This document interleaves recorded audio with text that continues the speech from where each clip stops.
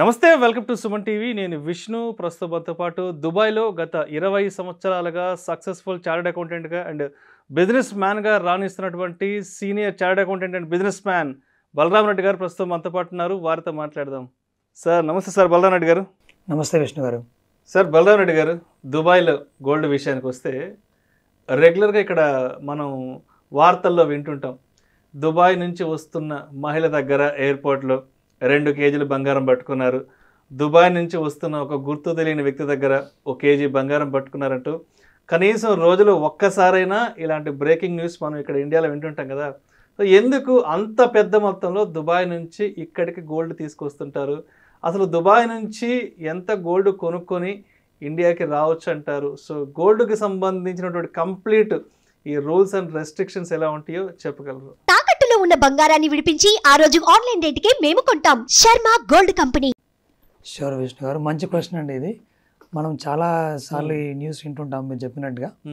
So ఇది చాలా వరకు ఇంపార్టెంట్. ఎంతవరకు తీయవచ్చు, ఎంతవరకు తీసుకురావాలి, ఇట్లాంటివన్నీ తెలుసుకోవడం చాలా ముఖ్యం. సో ఫస్ట్ మనం ఎందుకోసం తీసుకొస్తారు అని ఆలోచిస్తే కనుక, దుబాయ్లో ఉన్న అడ్వాంటేజ్ ఏంటంటే కనుక అక్కడ మనకు దొరికే ప్యూరిటీ ఆఫ్ గోల్డ్ ఏది ఉంటుందో వాళ్ళు చెప్పిన ప్యూరిటీ ప్రకారం అక్కడ ఉంటుంది. Gold percentage, copper percentage, gold percentage ఎంతైతే ఉండాలో ఆ నిష్పత్తిలో ఉంటుంది. అంటే మనకు క్వాలిటీ ఆఫ్ గోల్డ్ అనేది బెటర్గా దొరుకుతుంది. అందుకని చెప్పేసి అది ఒక దుబాయ్ని ఒక గోల్డ్ హబ్ లాగా ఫర్ ద రీజన్ లాగా కన్సిడర్ చేస్తారు.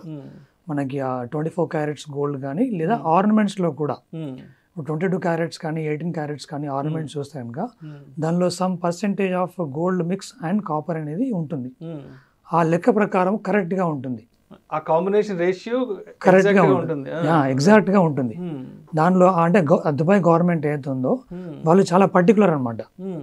మీరు ఎంతైతే ఉండాలో అంతే ఉంచాలి. గోల్డ్ రేషియో తక్కువ చేసి కాపర్ మిక్స్ ఎక్కువ ఉండడం అట్లాంటివి చేస్తే వాళ్ళు కంపెనీ క్లోజ్ చేసేసి పెద్ద పెనాల్టీస్ చేస్తారు అనమాట. సో చాలా స్ట్రిక్ట్గా ఇంప్లిమెంట్ చేస్తారు కాబట్టి మనకు ఆ క్వాలిటీ ఆఫ్ గోల్డ్ ఆర్నమెంట్ కానీ బాగా దొరుకుతుంది. ఇంకోటి ఏంటంటే అక్కడ ఏదైతే మేక్ ఉంటుందో అంటే ఆ చేసే విధానం కానీ చేసే ప్లేస్, సింగపూర్ మేక్, అట్లాంటి ఇంకా మలేషియన్ మేక్ అని, ఇంకా లోకల్ మేక్ అని ఇట్లా ఉంటాయి వేరియస్ కంట్రీస్వి. సో ఆ డిజైన్స్ కానీ ఆ మేక్ ఆ క్వాలిటీ కానీ బెటర్గా దొరుకుతుంది మనకు అక్కడ. So quality of gold or ornaments ratio చూసుకుంటే అది ఆ మేక్ అనేది డిజైన్స్ కానీ ఆ వెరైటీ కానీ ఎక్కువ దొరుకుతుంది, బెటర్గా ఉంటాయి అక్కడ. అందుకని చెప్పి చాలామంది దుబాయ్ గోల్డ్ కానీ దుబాయ్ ఆర్నమెంట్స్ కానీ ప్రిఫర్ చేస్తారు. అదే రకంగా మనకి రేట్ వైజ్ చూస్తే కనుక దుబాయ్లో కొంచెం తక్కువ రేట్లు దొరుకుతుంది మనకు ఇండియాతో పోలిస్తే. ఎందుకంటే అక్కడ మనకి ఎంత డిఫరెన్స్ ఉండొచ్చు? ఫర్ ఎగ్జాంపుల్ ఇప్పుడు ఇండియాలో ఒక గ్రాము ధర 5,900 6,000 రూపాయలు ఉంది అనుకుంటే 22 క్యారెట్స్. సో అక్కడ ఎంత ఉంటుంది 22 క్యారెట్స్ ఒక గ్రాము ధర? అంటే డిఫరెన్స్ ఎంత ఉంటుంది? ఎన్ని వందల రూపాయలు ఉంటుంది?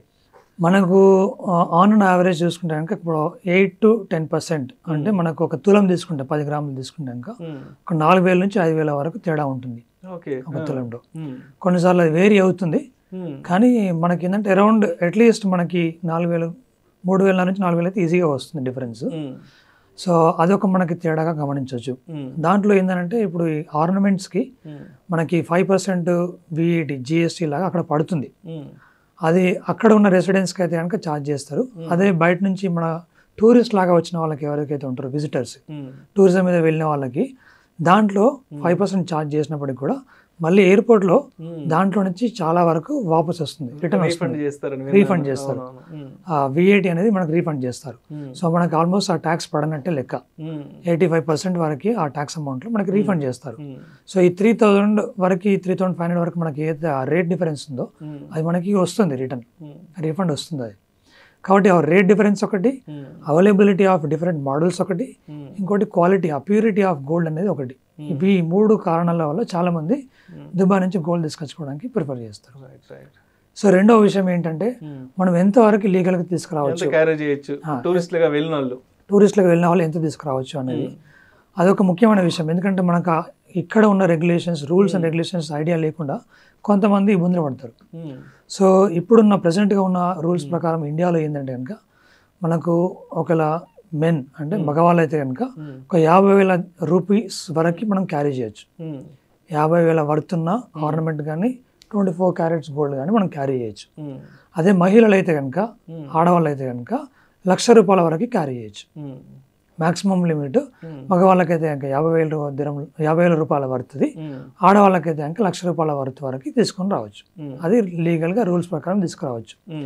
దుబాయ్లో మనకి ఇట్లాంటి రెస్ట్రిక్షన్స్ ఏం లేవు, ఎందుకంటే వాళ్ళకి అది బెనిఫిషియల్ కాబట్టి వాళ్ళకి అట్లాంటివి ఏం లేవు. బట్ మనకి ఇండియాలో కస్టమ్స్ రూల్స్ ప్రకారం ఇప్పుడు ఏంటంటే ఇంత 50,000 వర్త్ గోల్డ్ ఆర్ జ్యువెలరీ ఏదైనా మనం తీసుకురావచ్చు.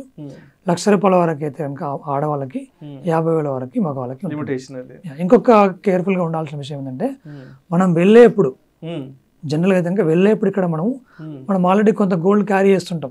ఆడవాళ్ళు అయితే కనుక వాళ్ళకి ఆల్రెడీ ఉంటాయి, గర్ల్స్ ఇవన్నీ ఉంటాయి. సో ఈ జ్యువెలరీ ఐడియల్గా ఏంటంటే రూల్స్ ప్రకారం మనం వెళ్ళేప్పుడు ఆల్రెడీ డిక్లేర్ చేయాలి కస్టమ్స్ వాళ్ళకి, ఇవి తీసుకెళ్తున్నాం, ఏమేమి క్యారీ చేస్తున్నాం, ఎంత విలువైన వస్తువులు తీసుకెళ్తున్నాం అనేది మనం చెప్పి వెళ్తే మనకి రిటర్న్ వచ్చేప్పుడు దాన్ని ఆల్రెడీ ఎక్స్క్లూడ్ చేస్తారు, దాన్ని మైనస్ చేసేస్తారు. మొత్తం మీరు అక్కడ నుంచి తీసుకొచ్చిన కంప్లైంట్ ఏమి ఉండదు. ఆ క్వశ్చన్కి మనకు ఆన్సర్ ఉంటుంది. ఇలా చెప్పి వెళ్తే వచ్చేప్పుడు దాన్ని తీసేసి మిగతా మీరు ఎక్స్ట్రా ఏదైతే కొనుక్కొస్తున్నారో దాన్ని మాత్రమే చూసి దాని విలువ ఎంత అనేది చూస్తారన్నమాట. చూసి దాని ప్రకారం మనము విత్ ఇన్ ద లిమిట్స్ తీసుకొచ్చామా, ఎక్సెస్ తీసుకొస్తే అడిషనల్గా మనం ఎంత పేమెంట్ చేయాలి అనేది మనకు కంప్లీట్ చేసి చెప్తారు. సో అది legal way of doing and that is the safest way of doing అండి. రైట్. సో అదేవిధంగా ఎలక్ట్రానిక్ గ్యాడ్జెట్స్ విషయానికి వస్తే అక్కడ చాలా తక్కువ ధరకే లభిస్తాయంటే కూడా చాలామంది అంటే టూరిస్టులుగా వెళ్ళిన వాళ్ళు ఈ ల్యాప్టాప్స్ అవన్నీ మొబైల్ ఫోన్స్ ఎక్కువగా కొనుగోలు చేస్తుంటారు కాబట్టి సో ఈ షాపింగ్ ఎక్స్పీరియన్స్ అనేది ఎలా ఉంటుంది ఎస్పెషల్లీ గ్యాడ్జెట్స్కి సంబంధించి? సో ఇంకొక ఇంపార్టెంట్ అండ్ ఇంట్రెస్టింగ్ క్వశ్చన్ అండి ఇది. చాలా వరకు గోల్డ్ అంటే ఆడవాళ్ళకి మాత్రమే ఎక్కువ ఇంట్రెస్ట్ ఉంటుంది, కానీ ఎలక్ట్రానిక్ ఐటమ్స్ గ్యాడ్జెట్స్ కానీ ఇవన్నీ మగవాళ్ళకి, ముఖ్యంగా పిల్లలకి కూడా చాలా ఇంట్రెస్ట్ ఉంటుంది. ఇవన్నీ మీరు అనేది కొంతవరకు వాస్తవమండి. అక్కడ మనకి ఈ ఎక్సైజ్ అండ్ కస్టమ్స్ లేవు కాబట్టి ఆ ఉన్న చాలా తక్కువ అమౌంట్ ఉంది కాబట్టి మనకు ఆ రేట్స్ డిఫరెన్స్ అనేది చాలా ఉంటుంది. ఈ రేట్ డిఫరెన్స్ మనకు ఎక్కువగా మొబైల్స్, టీవీస్ లేదా గ్యాడ్జెట్స్ ఇట్లాంటి వాటిలో కొత్తగా రిలీజ్ అయిన ఐటమ్స్ మీద ఎక్కువ డిఫరెన్స్ ఉంటుంది. సో ఆ డిఫరెన్స్ సమ్టైమ్స్ ఎంత ఉంటుందంటే కనుక ఆల్మోస్ట్ లైక్ 30% to 40% డిఫరెన్స్ ఉండొచ్చు ఇక్కడికి అక్కడికి చూస్తే కనుక రేట్ డిఫరెన్సెస్. సో మనం ఒక 2 లక్షల వర్త్ ఒక ఐటమ్ తీసుకుంటే కనుక ఇక్కడ 2 లక్షలు ఉంటే కనుక మనకు అక్కడ 1,30,000 1,20,000 అని రావచ్చు, మనకు అంత డిఫరెన్స్ ఉండొచ్చు. కాబట్టి చాలామంది కొందరు అక్కడి నుంచి తీసుకొచ్చేప్పుడు అక్కడ కొనుక్కొని తీసుకోవడానికి ప్రిఫర్ చేస్తారు. ఒకటి మనం గమనించాల్సింది ఏంటంటే కనుక మనకి ఇండియాలో కస్టమ్స్ డ్యూటీ కూడా పడుతుంది కాబట్టి ఎయిర్పోర్ట్లో మనం దాన్ని కరెక్ట్గా కంప్లై అయ్యి ఎంతైతే మనం ఇక్కడ పే చేయాల్సి ఉంటుందో ఆ డిఫరెన్షియల్ అమౌంట్కి కొంత మనం కట్టి తీసుకొని రావచ్చు. కానీ రేట్ డిఫరెన్స్ అనేది చాలా వరకు ఉంటుంది. ఈవెన్ ఐఫోన్లో చూస్తే కనుక, సామ్సంగ్లో చూస్తే కనుక కొత్తగా రిలీజ్ అయిన గ్యాడ్జెట్స్లో మనకు ఆ రేట్ డిఫరెన్స్ చాలా వరకు గమనించవచ్చు. Thank you so much Balaram Reddy గారు.